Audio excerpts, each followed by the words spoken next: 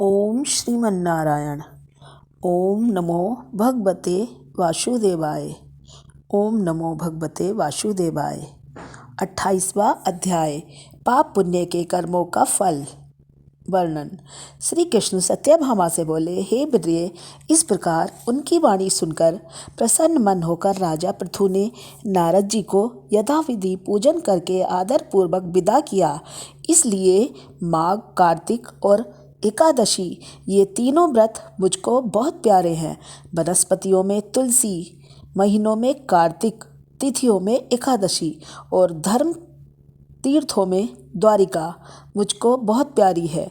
जितेंद्रिय होकर जो इनका सेवन करता है वह मुझे इतना प्रिय होता है जितना यज्ञादि करने से नहीं होता। सत्यभामा बोली, हे नाथ, आपने जो कहा कि दूसरे के लिए आधे पुण्य से कला तर गई, सो आश्चर्य है। इस कार्तिक मास का ऐसा प्रभाव है जो आपको इतना प्रसन्न करने वाला है कि पति से बैर करने वाली स्त्री कला भी कार्तिक के स्नान के पुण्य प्रभाव से तर गई। हे नाथ, दूसरे का किया हुआ पुण्य उसके देने से मिल जाता है या बिना दिए ही मिल जाता है, सो आप मुझे बताइए। कृष्ण जी बोले, हे प्रिय, बिना किए हुए पुण्य और पाप मनुष्य को जिस कर्म से मिलते हैं सो तुम सुनो। सतयुग, त्रेता और द्वापर में देश, गांव और कुल का किया हुआ पुण्य पाप मिलता है, परंतु कलयुग में जो जैसा करता है वैसा ही पाप पुण्य का फल भोगता है। संसार करने पर जैसे पाप पुण्य दूसरों को मिलते हैं सो सुनो। एक जगह बैठने से, विषय करने से, विवाह संबंध से, एक पात्र में खाने से मनुष्य को पाप पुण्य का आधा आधा फल प्राप्त होता है।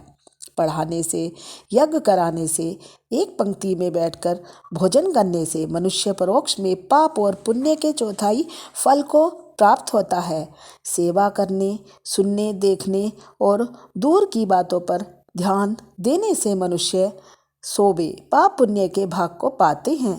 दूसरों की निंदा, चुगली और करने से उनके पापों को ग्रहण कर अपना पुण्य देता है। स्त्री, नौकर और शिष्य, इन सब को छोड़कर जो मनुष्य पाप पुण्य करता है, सेवा करता है, उसे सेवा के अनुसार जो धन न दिया जाए तो वह धन उसे पुण्य के रूप में प्राप्त होता है। एक पंक्ति में बैठकर भोजन करने वाले मनुष्य को पत्तल को भी लांघता है, वह उसके पुण्य से छठे अंश को प्राप्त करता है। स्नान या संध्यादि करने से जो मनुष्य दूसरे को छू ले अथवा बात करे वह अपने पुण्य कर्म के छठे अंश को दूसरे को दे देता है। धर्मार्थ, जो पुरुष दूसरे से धन लेता है तो उसका कर्म फल देने वाले को ही मिलता है। पराया धन लेकर पुण्य करने वाला पापी है। जो मनुष्य दूसरों के लिए बुरा सोचता है वह खुद पाप का भागीदार बनता है।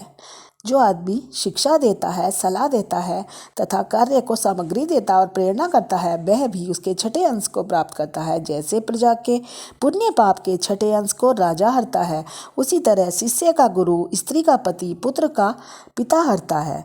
पति के अनुकूल रहने और उसके मन को प्रसन्न करने वाली स्त्री पति के पुण्य का आधा भाग ले लेती है। जो पुण्यात्मा पुरुष दूसरे के हाथ से दान करता है तो करने वाला भी नौकर और पुत्र को छोड़कर छठे अंश को प्राप्त होता है।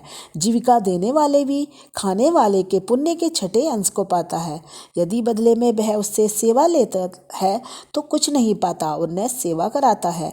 इसी प्रकार कलयुग में भी मनुष्य को अपने किए पाप पुण्य का फल भोगना पड़ता है, परंतु कलयुग में ये नियम नहीं है। पुण्य और पाप को भोगने वाला स्वयं करता ही होता है। इस विषय में एक प्राचीन इतिहास बड़ा पवित्र बुद्धि को देने वाला है। ओम श्रीमन्नारायण।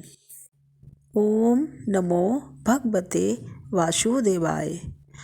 ओम नमो भगवते वासुदेवाय। कार्तिक माह में सुनी जाने वाली कहानी। 4 चिड़ियों की कहानी। 4 चिड़ियाँ थीं, चारों कार्तिक नहाई। एक ने तो दाल चावल पुण्य करे, एक ने कपड़ा पुण्य करा, एक ने फल पुण्य करे, एक ने फूल पुण्य करे। जब वह मरी तो राजा के घर चारों ने लड़किन को जन्म लिए।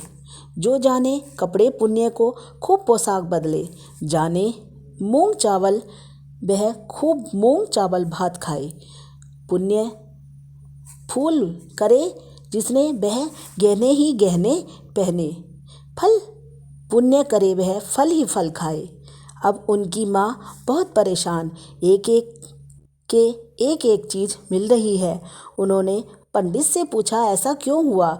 तब पंडितों ने बताया पिछले जन्म में ये बेटियां चिड़िया थीं, सो एक ने तो फल पुण्य किए, एक ने दाल चावल, एक ने फूल और एक ने चीर पुण्य किया। जैसे इन्होंने पुण्य किए वैसे ही इनको फल मिला। ओम श्रीमन्नारायण श्रीमन्नारायण।